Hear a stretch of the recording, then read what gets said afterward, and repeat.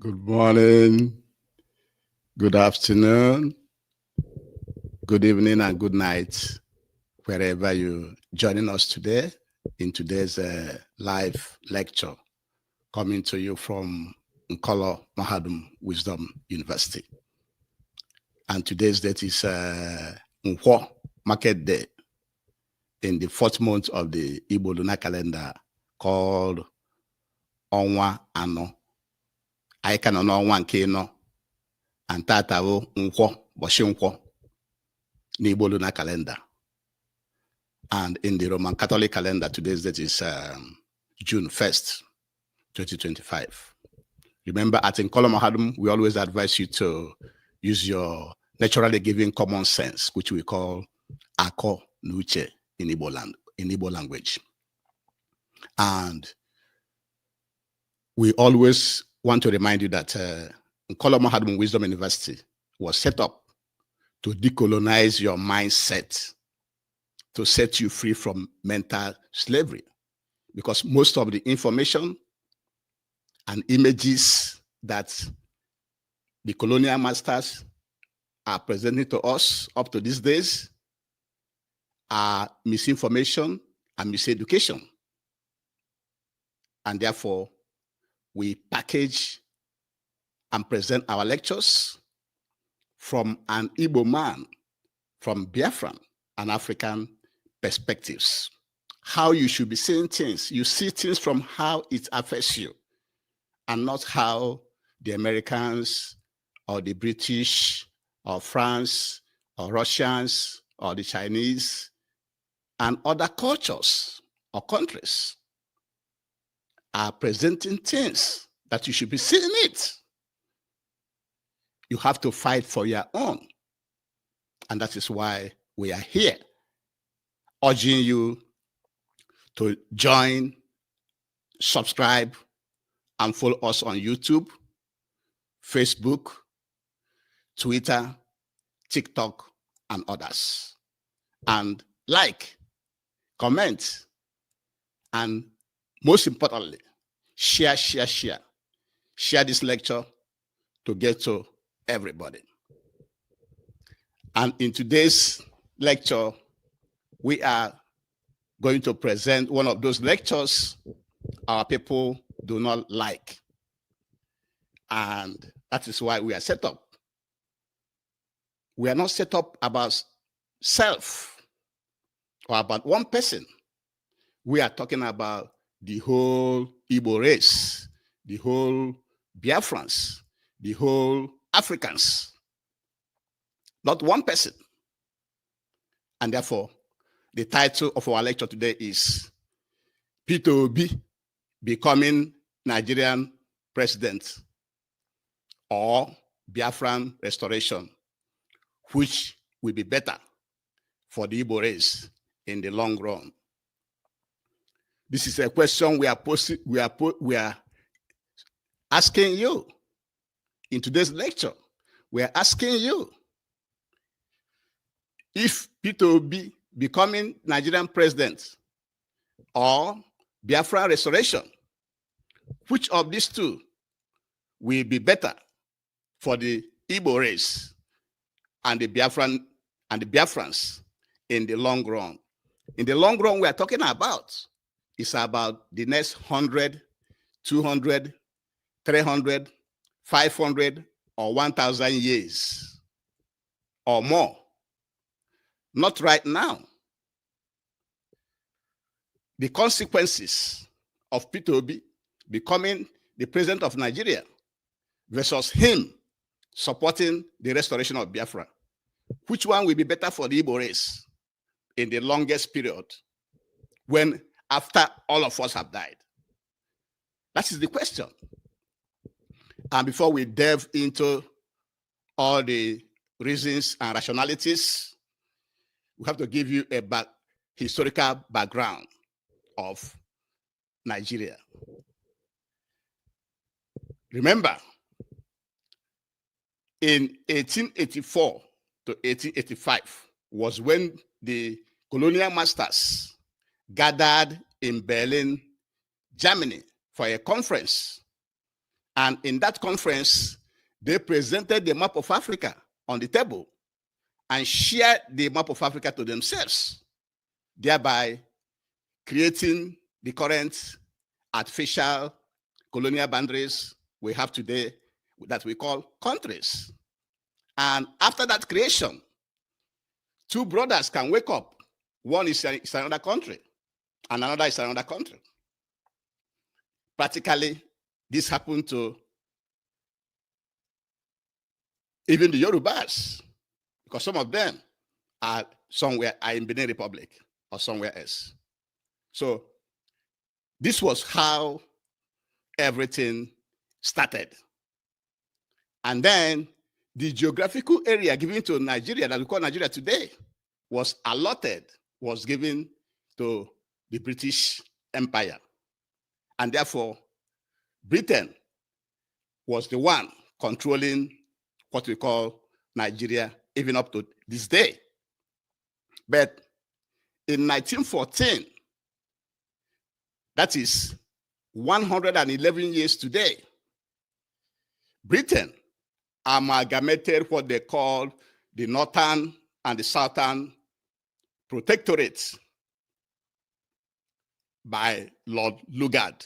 They made Nigeria one by bringing the North and the South as one entity in 1914 by Lord Lugard. And then they were ruling the country from 1914 to the point of independence, when people started asking for, Africans started asking for independence. And the major people that played independence role, the people that, the actors that worked, that fought for Nigeria independence, which were Nnamdi Azikiwe and Obafemi Awolowo, we are fighting for Nigeria independence. The North rejected the motion of Nigeria independence by 1956. Nigeria, Awolowo and Azikiwe were fighting for Nigeria to become independent in 1956. But the North said no, they are not ready for independence. And because they don't have the human capital, they don't have the expertise, they don't have the resources, the human resources to help them to manage their own country, according to Tanko Yakasi. And so that made Nigeria not to become independent in 1956. That was when they waited for the North to be ready to join, because when Zik and Awo and others, there are others, like Herbert Macaulay and others, we are fighting for Nigeria independence, for Nigeria to get independence in 1956. Did not say that they're not ready for Nigeria to have independence in 1956 because they don't have the human resources to help them to manage their own country. And so as Britain continued to negotiate with them to be part of this Nigeria independence, that was where they started to bargain to be given so many things. And they were giving so many things in return. For example, in order to give power to the North, there were several censuses conducted by the British government. One in 1952, 1953, 1962, and 1963. All of them were manipulated to give the arid North more population than the rainforest South. So in all the censuses that were conducted by Britain, they made it in such a way that the northern part of Nigeria, which is in the arid, in the dry area, where there's less people, became more populated than the rainforest South, which is the first in history that we have such demography, where the arid side, like in Nigeria, northern side, have more population than rainforest, usually, all over the world. It is the rainforest that usually have more population than the arid, dry area. And so, not only that, the map of Nigeria, if you look at the map of Nigeria today, you can see that the map was manipulated also. They drew the map up to Igbo land, that some Igbo people are in Benue State, are in Kogi State. And so, and all of them are called North Central. And you can always hear the northern leaders say one North, which means those Igbo people which were carved into Kogi and Benue and others in the north are now part of the north. So they use the map also to make sure that each time you conduct an election through population, that the north will win it. So they lay all this foundation from the census to drawing of the map to make sure that whenever an election is done, that the North will win that election. And then during the actual election in 1959, the election that will now be used to hand over power, that election was in 1959 and was also rigged by the Britain in favor of Northern People's Congress, NPC, and their candidate, Sir Abubakar Tafawa Balewa, won the election, but without, he needed an alliance for him to be the prime minister. And what did they do? They consulted Azikiwe, Nnamdi Azikiwe, and forced him to form an alliance, a coalition with Northern People Congress, so that Tafawa Balewa can now become the prime minister. And they forced Azikiwe because Azikiwe has some problem with banking. He conducted some, illegal things in the bank, and the British wanted to jail him because of that. And they told him, if you don't do that, we're going to come after you and jail you. And as a result, Britain was able to, Nnamdi Azikiwe have to obey what they are telling him, because if he failed to form a coalition to form that government, he may be imprisoned, jailed and imprisoned.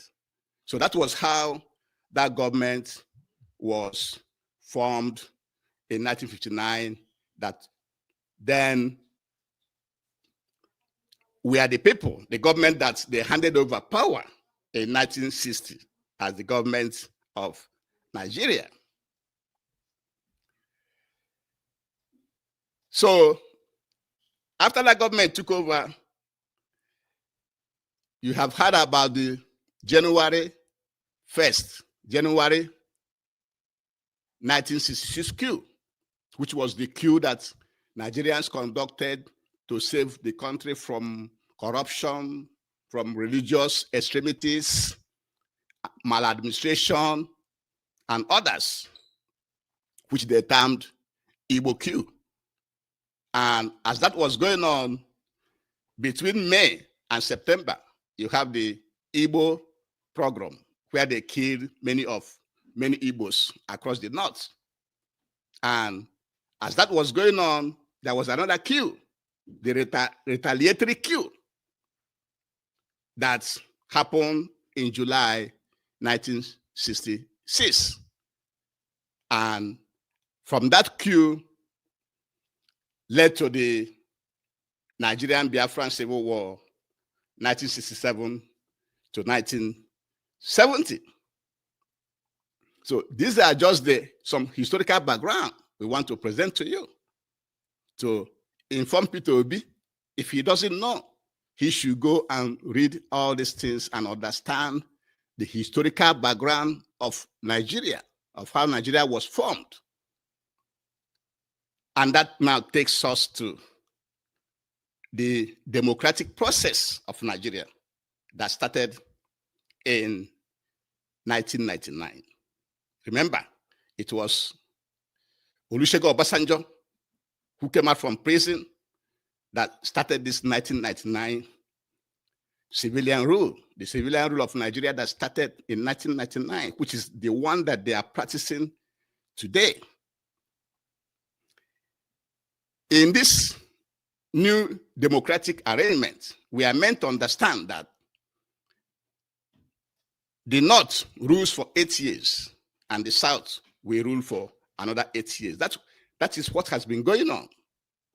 That power shifts to the North for 8 years and comes to the South for another 8 years, which means every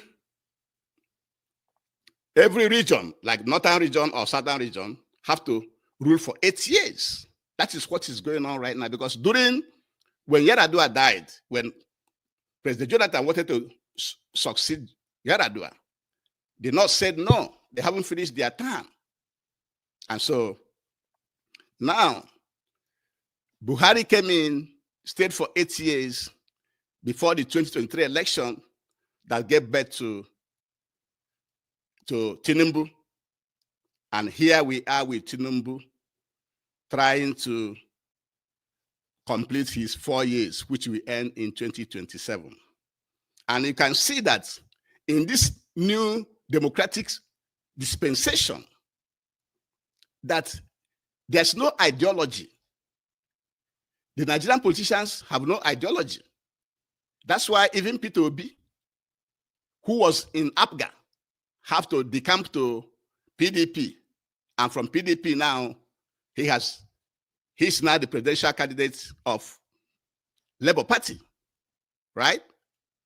And you can see a lot of decamping. Every day, a PDP goes to become APC. The next morning, the same person moves from APC to PDP. So they don't have no ideology. So it's just myself, my pocket, my interest. That's all they are going for. They're not going there for you. And so that is the democratic process that we have in Nigeria right now. No ideology. People jump from party to party without no consequences. You see what's going on in River State? The mess in River State as a result of that. And so, and Peter Obi has done so much right now from being the candidate of Labour Party in the last election, which in our opinion, I think Colum had that he won that election. He couldn't fight for that to take what he has earned. He couldn't fight for it. And now he is doing everything possible to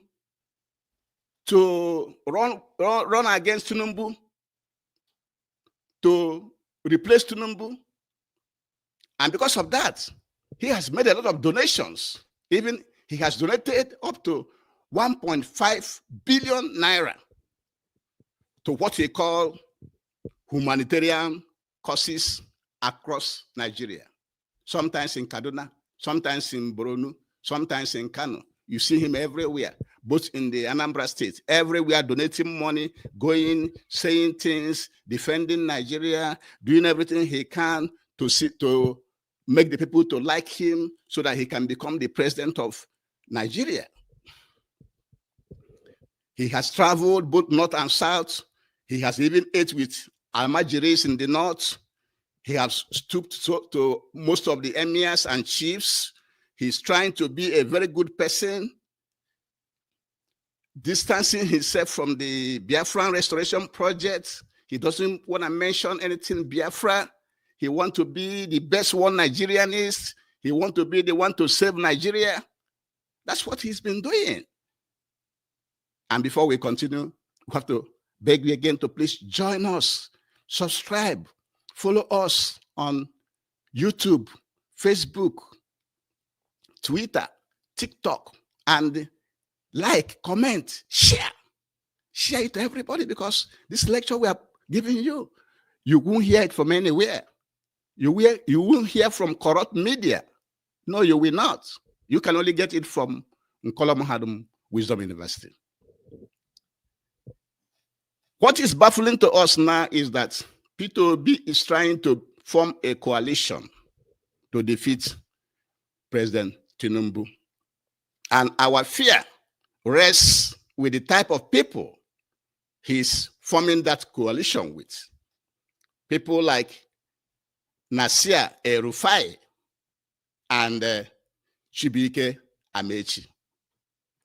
Remember, Nasir El-Rufai, during President Jonathan's presidency, he was the one that brought he was one of the people, one of the staunch people that brought APC in, that was criticizing President Jonathan, that was saying that he has the magic to deliver Nigeria, that he has everything it takes to deliver Nigeria. He was also part of the Buhari government for 8 years and blessed with being the governor of Kaduna State. El-Rufai Nasir El-Rufai of Kaduna. He became the governor for 8 years. What did he achieve in Kaduna? Even the current governor was accusing him of corruption. And so people like him fears us at Nkolomahadum Wisdom University. Also, another people that Peter Obi is forming this coalition with that baffles us is Chibuike Amaechi. Chibuike Amaechi is an Igbo man who was the transport minister during Buhari administration. He was building railroad all to Nigerian Republic, another country, without any railroad in Biafran land. In his homeland, there's no railroad. But he is building railroad to Nigerian Republic. So, if Peter Obi can go to this extent, associating with people like that, just for him to be the president, that doesn't speak well for the Igbo race. So he should be looking before he leap. Because we don't see him as someone that was desperate before, but what he's doing right now is like he is in desperation to be the president of Nigeria. And that's not good for the Igbo race. Now, we want you to listen carefully. Right now,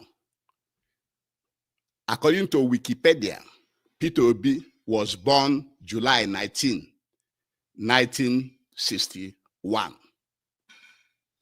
So, assuming Peter Obi becomes president in 2027, he will be 66 years, assuming if he wins Tinubu, because Nandubai Nasi, inatana dike mma mgbe ọ nọ n'ana, mgbe ọ kwụzịala ọtọ ka ya na tia mma.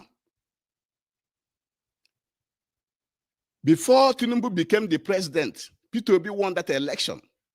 And the youths were waiting for him to rise up and do the right thing and take over that mantle as president. He failed to do so, and Tinubu took over. No, now that Tinubu is in power, when Peter Obi had the opportunity to be the president when he won the election in 2023, he failed to rise up to the occasion. And Tinubu took over the government, appointing his people in all the strategic positions. And you think you can now be able to win Tinubu come 2027? We shall live to see. But what we are saying is, even if he wins Tinubu in 2027 and become the president, he will rule up to 2031, because Tinubu has done 4 years, then he will do 4 years, ending 2031, and then step down. And if he didn't win Tinubu, and Tinubu continue and finish his 8 years, Peter Obi will be 70, and the power will go back to the North. And the North will rule for 8 years. So for Peter Obi to become the president again, It has to be from 2039. By then, Peter Obi will be almost 79 years. But assuming that he wants Tinubu and govern the country for 4 years and step down, and then waited until the North finishes their 8 years, which will end in 2039, and he becomes another president again for another 8 years from the South. What will he achieve for the Igbo people and for the Biafran people? Will he stop the Fulani herdsmen, terrorists, killings across Nigeria, particularly deep into our land in Ebonyi State, Enugu State, Anambra State, Imo State, River State, Bayelsa, and so many other areas across the country? Can he stop it? Our answer at Nkolomad is no. Peter Obi don't have what it takes to stop this marauding Fulani herdsmen, kidnapping, organ harvesting, killing our people, taking a lot of ransom, stealing in our land. He doesn't have the lever. Will Peter Obi stop the Islamization agenda? The answer is no. Peter Obi cannot stop the Islamization agenda. Remember, history was made on the night of this 2025, on May 9th, 2025, when the first inaugural, when they say inaugural, flight for Muslim pilgrim Hajj took off from Sam Mbakwe Cargo Airport in Owerri, Imo State. For the first time in our lifetime, Hajj operation, Hajj flight, inaugural. When they say inaugural, it means it will be continuous. This is just the beginning. So next year, there'll be another flight. Lifting Muslims for Hajj, for pilgrimage from Owerri, from Imo State, from our land, for the first time. When we are saying these things, some of our people, it will end up in one ear and go out in the other ear. Go to history and you will know that even Turkey you have today was once a Christian nation. Remember, Turkey is a Christian nation. They have their own boundary. They were once a Christian nation. Today, Turkey is a Muslim nation. Even Lebanon of yesterday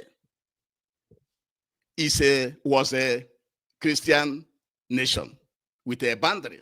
Remember, Biafran nation doesn't have a boundary right now. The boundary is only where women tie two wrappers, according to our leader, Martin Nnamdi Kanu. But Lebanon has a defined boundary, but was a Christian state, a Christian country. But now it's no longer a Christian country. It's now a Muslim country. So Peter Obi cannot stop the Islamization agenda going on. Will Peter Obi's presidency open the door for the Igbo people to start to occupy sensitive positions in Nigeria? The answer is no. The war ended 1970 up to today. It's about 57 years old. I've been to 2027. Assuming Peter Obi becomes president in 2027, it's going to be 57 years after the war was the first time an Igbo person, assuming he wins, we are saying assuming he wins, it will be 57 years after the war that an Igbo man became the president of Nigeria. So after Peter Obi's presidency, assuming he wins, how long will it take another Igbo person to become president? Maybe 100 years, maybe 200 years. We don't know. And so, shall Peter Obi's presidency make us to be the one controlling our resources, our oil and gas, and other resources? The answer is no. Because even if you become president, you can still see Fulani is being the one controlling NNPC. You may not even have the headquarters of NNPC in Biafra land. The headquarters of NNPC is currently in Lagos and Abuja. Will Peter Obi presidency stop the migration of our people? The answer is no. Because he will do like Jonathan, trying to satisfy the North, everything about the North. He can't even try to build those necessary infrastructures in our land to make sure that people do not migrate anymore. You know that the more we are migrating outside, the more we are losing our brain. It's a brain drain. Brain drain. Our people, the best brains are going outside. So Peter Obi's presidency may not stop our people migrating to other countries. Will he remove all the checkpoints in our land? Peter Obi's presidency may not remove the checkpoints in our land, which you know are centers of extortion, intimidation, harassment of our people. Will he stop Igbo profiling? Peter Obi's presidency will not stop profiling of the Igbos. So these are some of the few points we want to highlight to you, to let you know, for you to advise Peter Obi to retract his step and support the Biafran restoration project. Because if Biafra is restored, it will encompass people of the same value system, and that will propel the fastest development we have seen in Black Africa and in the world. Remember that when we were performing regional government in Nigeria, the eastern region of Nigeria was the fastest developing economy in the whole of the world. And so when Biafra is restored with the same value system, that we propel, that we have the highest, the fastest development of any nation in the world. And we shall have security. The Fulani herdsmen, terrorists will be eradicated in our land. This international airport that they are doing guy for us with, international airport will be in every state, because we shall recreate the states in Biafra land. Assuming we still have what they have now, we shall have international airports in Enugu, Anambra, Ebonyi, Rivers, Imo State, Cross River, Bayelsa, and so many other places we have international airports. Anytime you want to travel out, you just go there. From Anambra, you fly to Dubai, or you fly to London or Australia. And when you're coming back, you come back to Anambra State, not going to Lagos. And we shall have seaports all over the place. We have big waters in Ebonyi. We have in Anambra. We have in Imo State. We have in Abia. We have in River State. There will be seaports all over Biafra land. We can't be begging for that, so that we can be exporting. This seaports is not for import, as we are doing right now. It's going to be for exporting of all the goods we shall be manufacturing in Biafra land. Also, we shall be in control of our natural resources, our oil and gas. The people managing our oil and gas will be Biafran people, not people from outside Biafran territory. Also, our border will be very, very well controlled, so that before you come into the country, we have to know whom you are. We have to know what you are coming to do. Our border will be tight. It's not like now they're operating like open border, like in our border with Niger and Benin Republic. It's open. People come in and go at any time.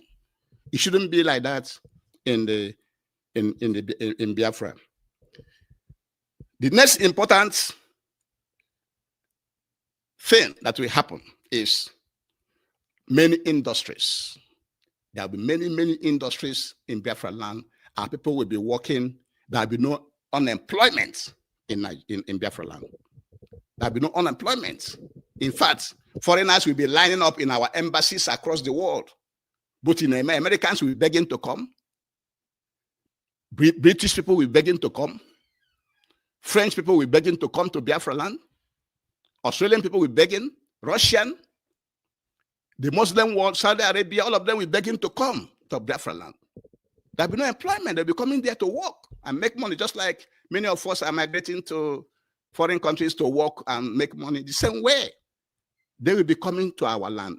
No Biafran will stay without no employment.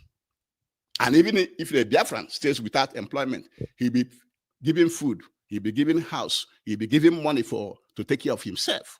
He cannot suffer, just like Muammar Gaddafi did in Libya.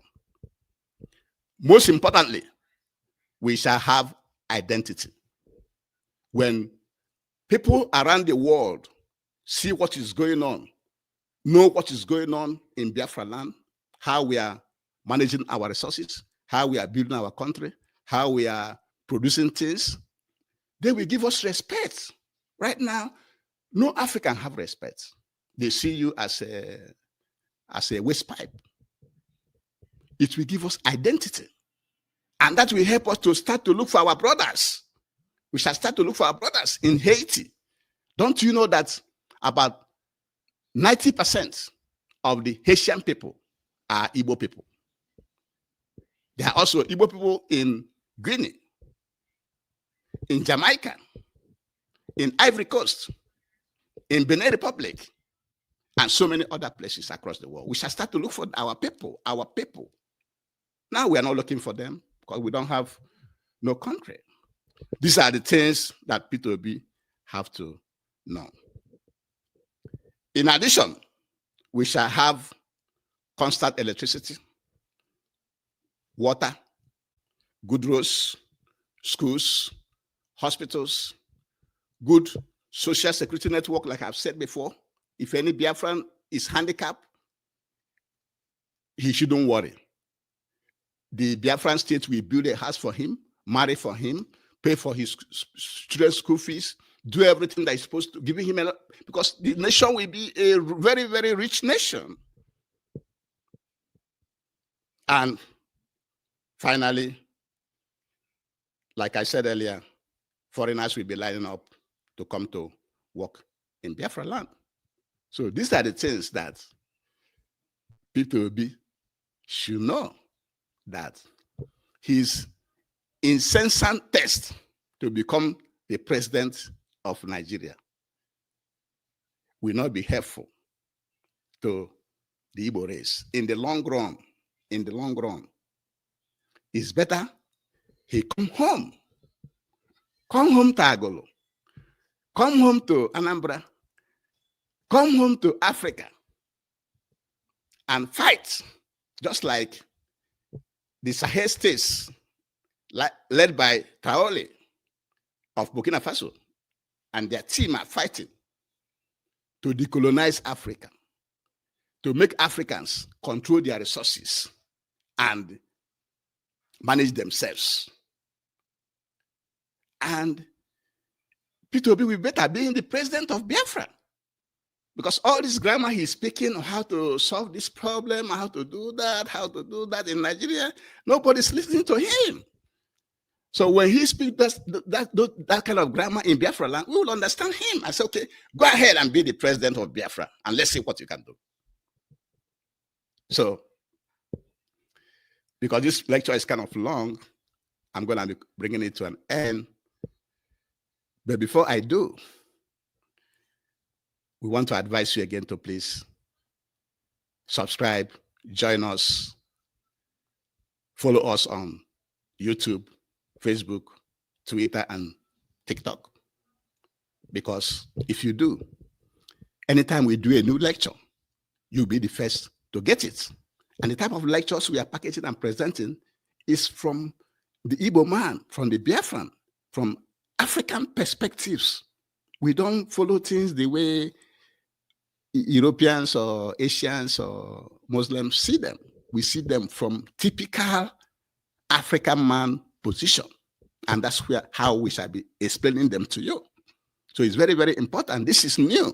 This is new approach. And this is an university. We are not here to play or to crack joke. No. We are teaching you things that are serious. So what we are saying is that Peter Obi becoming the president of Nigeria or supporting the Biafran restoration, which one will be better for the Igbo race? And we have told you the historical background, how the Europeans divided Africa to themselves from 1884 to 1885 in Berlin, Germany. And that's where Britain got the area called Nigeria. And then we also told you when Britain got it, they continued to rule, and then they amalgamated, put the North and South together to become one country.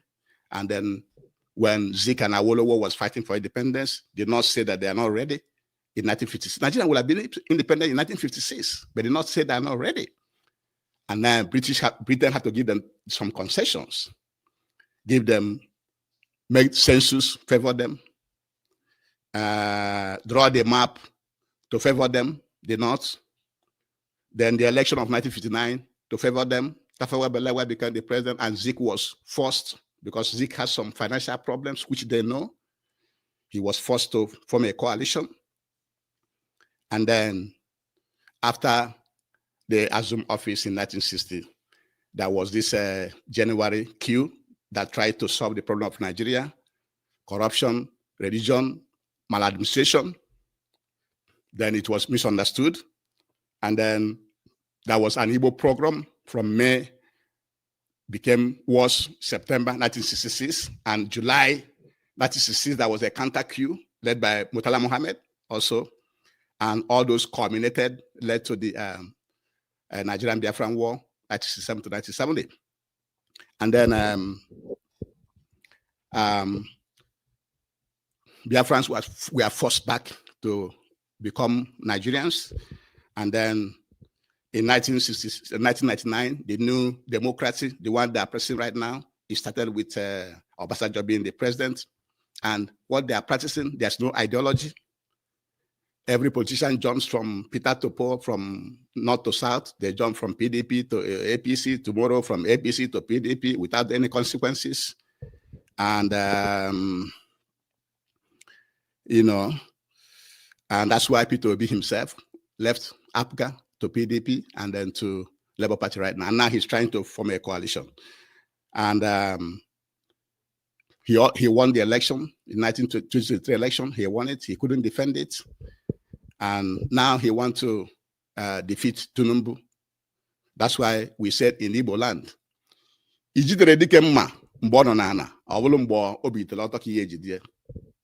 so it's very, very, very precarious.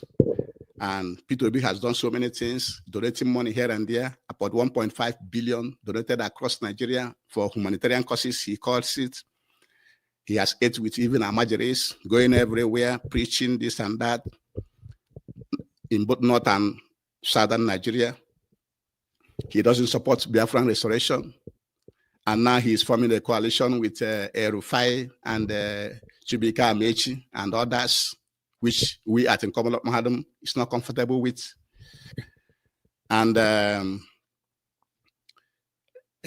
Peter Obi, according to Wikipedia, was born July 1961. So he is 66. He's going to be 66 years old in 2027. 2027, he'll be 66 years old. So even if he wins Tinubu and rule from 2027 to 2031, he'll be 70 years old.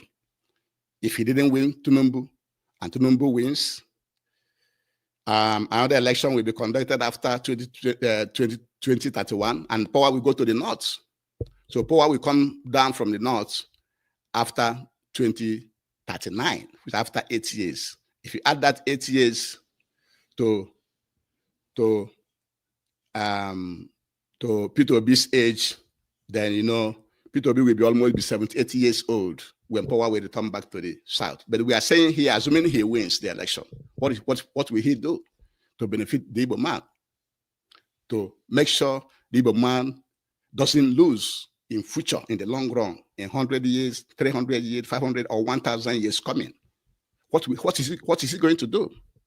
Is he going to stop the Fulani herdsmen killing across the Nigeria, kidnapping and organ harvesting? Can he do that? The answer is no. Can he stop the Islamization going on? Test flights carrying Muslims from Imo State, Iwore, just started this year, and it will continue from next year going. Can he stop it? He cannot. Will his being president open the door for Igbo to start to occupy their rightful place in Nigeria? The answer is no.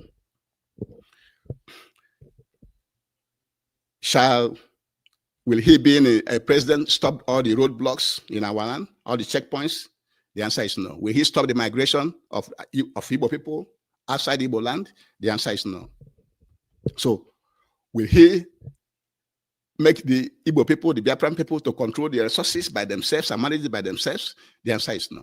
So, if he cannot do all this, why can't he support the Biafran restoration? Biafran restoration is what we help Ndi Igbo to be in charge of ourselves for centuries of years to come. By then, we are all dead and gone. And we are telling people that the Biafran restoration is better for the Igbo race because it will be made up of people with the same value system, and people with the same value system will produce or provide or propel the highest, fastest development in human history. That we will stop the Fulani herdsmen and eradicate them from our land, those in the bushes, and also international airports will be everywhere around our land. We can travel from our land to anywhere we want and come back to our land, not going to Lagos.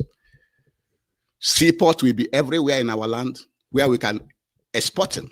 The seaport is for export and few imports into our land because we shall be a producing nation. We shall control our oil and gas and other resources we have and manage them effectively well, and also build factories to turn those raw materials into finished products, just like Burkina Faso is currently doing. Because we will establish a lot of industries and we shall control our borders. We can't have a porous border so that Fulani herdsmen cannot come in, and we know who is coming in and who is going out. There will be no unemployment in our land because Biafra will be a very rich nation, just like former Libya, where Muammar Gaddafi was there. Even if our people are not employed, are unemployed, we shall provide them everything they need in life. Another benefit is that we shall look for our brothers in Haiti. About 90% of people in Haiti are Igbo people. And also our people in Guinea, in Jamaica, in Ivory Coast, in Benin Republic, and other places around the world. In our land, there will be constant electricity, there will be constant water, good roads, good schools, good hospitals, and everything you need to make life very, very good for our people. And lastly, foreigners will be lining up to come to our land because it will be a land full of milk and honey, and they'll be rushing in to participate, to get, to live a better life in Biafra land than what we are currently having in Nigeria. And our people will be the one controlling, managing everything that we have, not foreigners or people that we don't know. So all this we want people to know so that he can come back home to Agolo, to Anambra State, to Africa, to Biafra land, and be the president of Biafra. You are better off being the president of Biafra than what you are currently doing. And with this, we shall bring today's lecture to an end. Thank you very much for joining me. I'm sorry that this lecture is kind of long, but it is necessary so that I can catch up with all the informations that I wanted to deliver to you today. Thank you very much and have a very, very good day. Thank you for joining me and have a nice one. Bye-bye.